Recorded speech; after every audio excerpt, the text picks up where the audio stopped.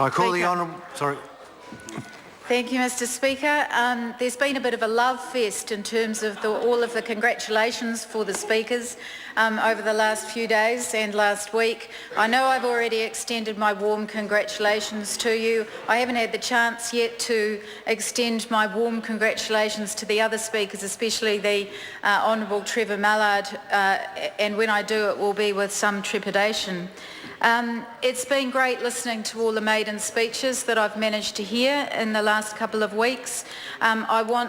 It is a time when you do get to go beneath the rhetoric and to really learn about the new people who are coming into this House, see them looking starry-eyed into the chamber, and know that it's going to wear off quite soon. I really do want to congratulate. I want to congratulate our three new colleagues on the Labor side, and may that novelty not wear off too quickly. Mr Speaker, I want to say thank you tonight to the people of Dunedin South, the people who are listening tonight, for electing me for the third time. I particularly want to thank my campaign team, and in particular Helen Lobb, who is a treasure and my right-hand woman. Dunedin pushed against the tide in this election. I want to acknowledge my Dunedin North colleague, David Clark. Dunedin North and Dunedin South worked together. We ran a strong local campaign on local issues, keeping Invermay out near Mosgiel, our strong agricultural research facility, rebuilding Dunedin Hospital, and reopening part of the hillside workshops and giving Dunedin some hope.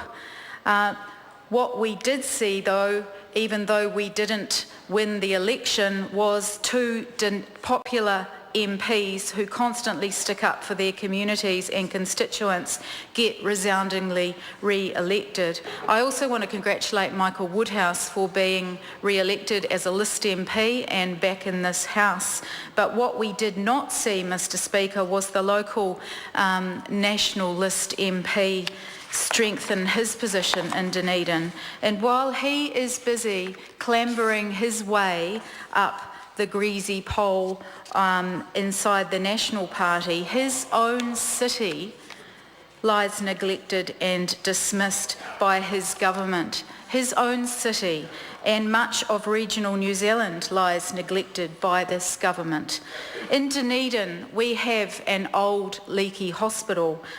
We have a prime agricultural research facility that's being disbanded and shifted, not for reasons that make sense, because much research and intellectual capital is actually going to be lost as a result of this decision. And we've got a railway workshop which could have been refitted, part of it could have been refitted to build capacity for short-run production of rail wagons. We still need 3,000 rail wagons to be built in this country, and they should be being built not with second-rate steel, but they should be being built for New Zealand conditions with New Zealand labour, which contribute to the New Zealand economy. These are the wagons that that were manufactured in New Zealand 30, 40, 50 years ago and have only just reached their end date. It's quality, that's what we need in this country, and we needed something that was going to give hope back to our city.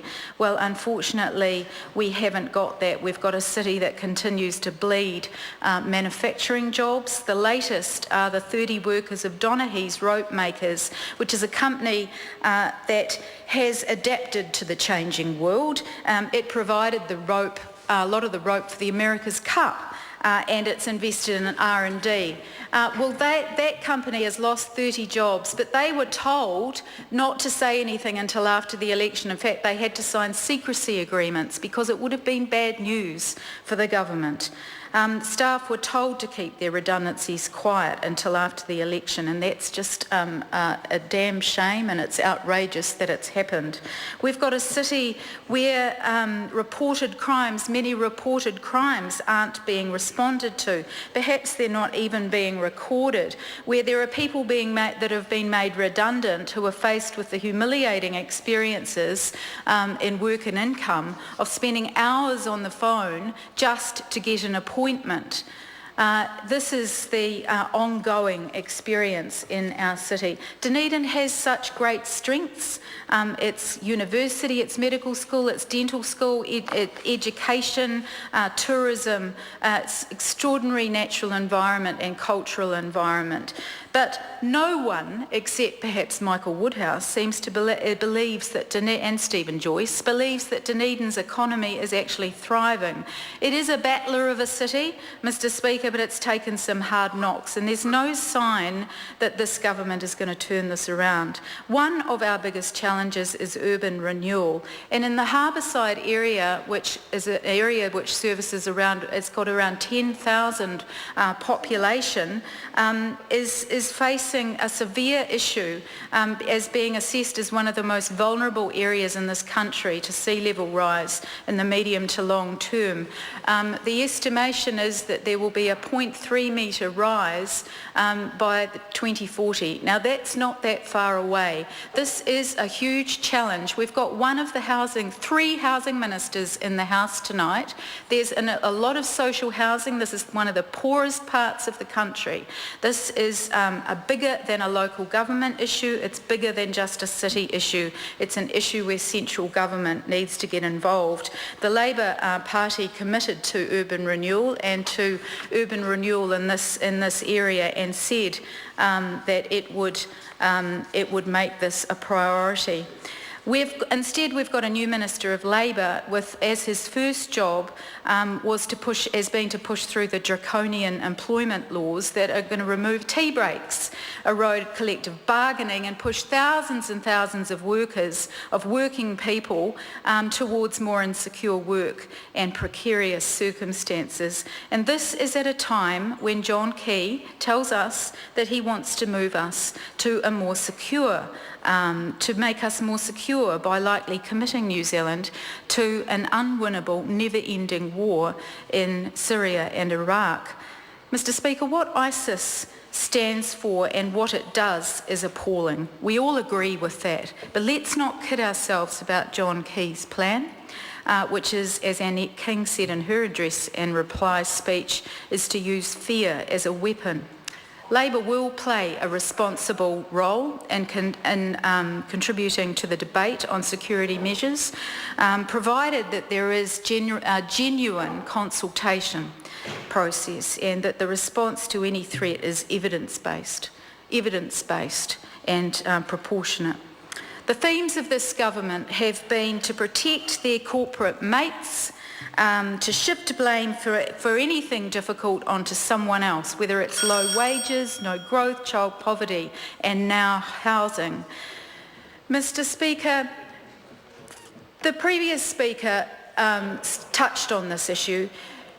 There is a crisis in our democracy in New Zealand, whether it's through dirty politics played out in this House, in the Prime Minister's office, and in the deeply ugly codependency relationship between the Prime Minister and the gutter blogosphere.